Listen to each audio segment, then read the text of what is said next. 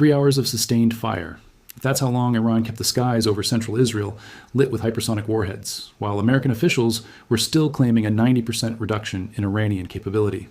I'm Kenzo Shimada, and what I witnessed last night on March 10th wasn't the collapse of Iran's arsenal. It was the unveiling of a strategy that every Western analyst completely missed. But here's what nobody's telling you.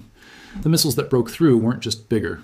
They were smarter, clustered, and deliberately timed to exploit a weakness that Israel's multi-billion-dollar defense network never saw coming. Stay with me, because by the end of this, you'll understand why the official narrative and the reality on the ground are two completely different wars. Let me take you back to exactly 11:47 p.m. local time, March 10th. I was monitoring live feeds from 3 separate sources when the first wave designation came through. Operation True Promise 4, Wave 37. The IRGC wasn't hiding anymore. They published the strike confirmation within minutes, listing every target. Hayela satellite relay south of Tel Aviv, military positions in Be'er Yaakov, sites across West Jerusalem, Haifa's northern corridor, even American installations in Iraqi Kurdistan and the 5th Fleet headquarters in Bahrain. But what caught my attention wasn't the target list. It was the weapon systems they deployed simultaneously. Fatah hypersonic missiles reaching Mach 15 on re-entry. Khorramshahr ballistic missiles carrying over 1,500 kilograms of explosives. And here's the part that changes everything. Cluster munitions breaking into dozens of sub-munitions mid-flight, scattering across a 10-kilometer radius before any interceptor could engage them individually. One missile becomes 20 independent threats. Think about that for a second.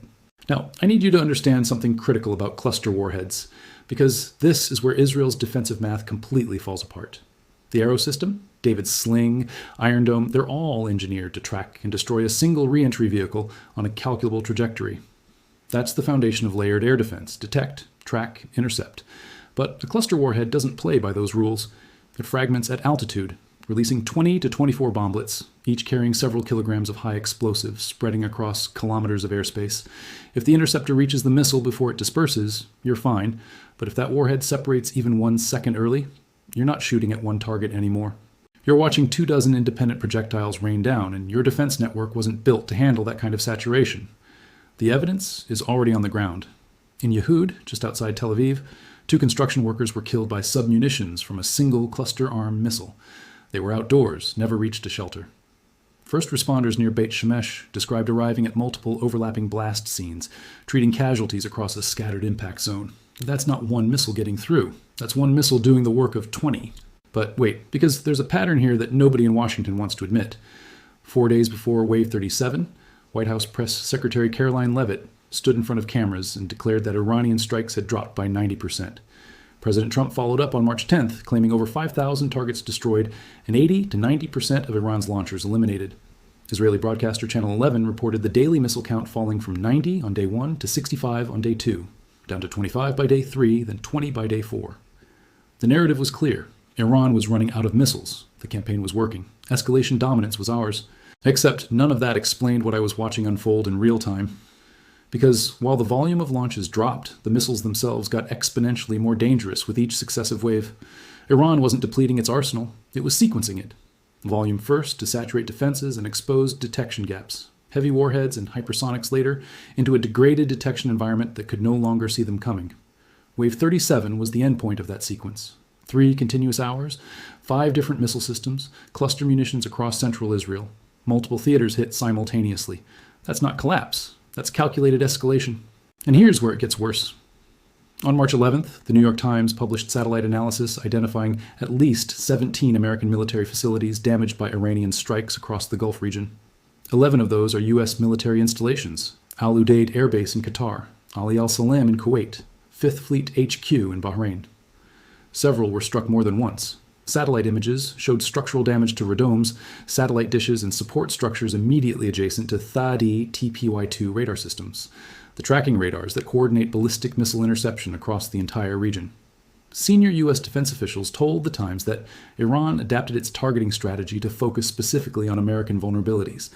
The interceptors and air defense systems meant to protect U.S. forces. And here's the phrase that should alarm everyone.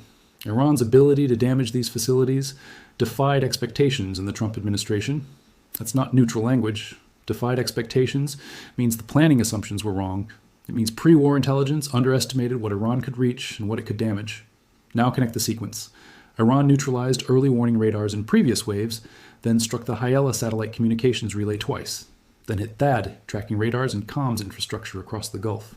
Radars first, communications second, then heavy warheads arrive into a detection environment that can no longer coordinate the response. If the radar feeding your interceptor battery is offline, speed becomes irrelevant. You're not shooting at what you cannot acquire. Let me show you something that most analysts are deliberately ignoring.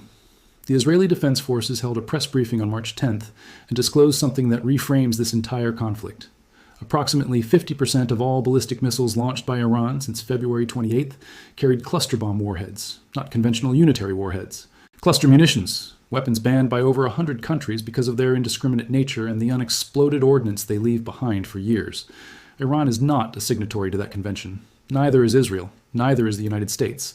The IDF stated publicly that Iran has been firing cluster-armed missiles at Israel almost daily since the war started. The Foundation for Defense of Democracies confirmed this in an analysis published March 11th, noting that with Iran's launcher fleet being degraded by strikes, the shift to cluster warheads is a deliberate adaptation to extract maximum damage from each individual missile that gets through. This isn't desperation. This is tactical evolution under fire. Now here's the contradiction that holds this entire situation together, and I want you to sit with this for a moment. The White House claims 90% reduction in Iranian capability. The IDF reports 75% of operational launchers eliminated. Channel 11 shows declining launch rates day by day. And yet, the most devastating barrage of this entire war, Wave 37, 3 continuous hours of hypersonic and cluster-armed missiles, landed 4 days after those assessments were made public. Both realities cannot coexist. Either the intelligence was wrong, or the metrics being used to measure success are fundamentally disconnected from what's actually happening on the ground. Because, standing here today, March 12th, analyzing the satellite damage assessments, the casualty reports, the verified strike footage, I can tell you with certainty, Iran is not fighting the war Washington expected.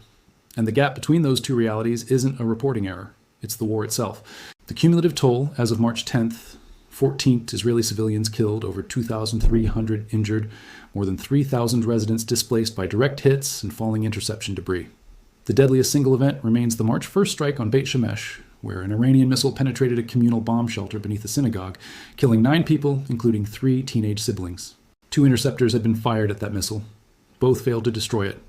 The shelter roof collapsed. On the Iranian side, the IDF confirmed striking regime headquarters in Tehran and Tabriz, targeting special forces compounds, IRGC facilities, ballistic missile coordination centers, and nuclear laboratories, some struck previously during the June 2025 12-day war.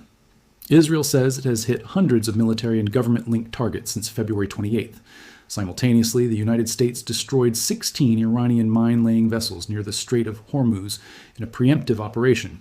As intelligence indicated, Iran intended to deploy naval mines in the waterway where 20% of global oil transits. Major shipping firms suspended sailings. Hezbollah entered the war on March the 2nd, opening an additional front from Lebanon. The morning after Wave 37, IDF Home Front Command Chief Major General Rafi Milo addressed the country from northern Israel. His words, "More difficult days are expected. Schools remain closed. Gathering restrictions stayed in place." That is not the posture of a military that believes its adversary is spent. So here's my assessment, and I'm going to be blunt because this is what the data shows.